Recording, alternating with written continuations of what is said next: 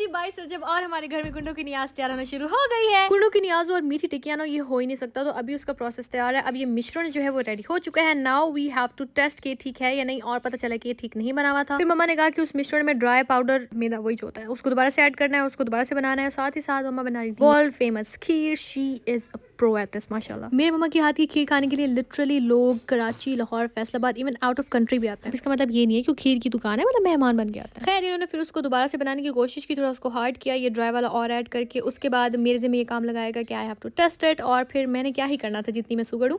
میں نے اس کو جب اندر ڈالا تو تیل بھی گرم ہوا ہی نہیں تھا. خیر that's a disaster. تو obviously اب ٹھنڈے تیل میں ڈالوں گی تو وہ خراب ہی ہوگی, تو یہاں سے ٹوٹنے لگی. اور پھر جب میں اس کو پلٹنے لگی, دیکھیں ایک تو پہلے مجھ سے پلٹی نہیں جاتی, جیسے میں نے پلٹی اس بیچاری کا کچورا مچورا نکل گیا. تو پھر تیل گرم کرنے کے بعد ہم نے ایک اور ٹرائی کیا, اور وہ ماشاءاللہ الحمدللہ ٹھیک ٹھاک بن گئی. مزے کی بات بتاؤں, یہ جو ٹوٹ جاتی ہے یہ اس قدر کرنچی ہوتی ہے جیسی وہ اصلی والی بھی نہیں ہوتی. چیک کریں.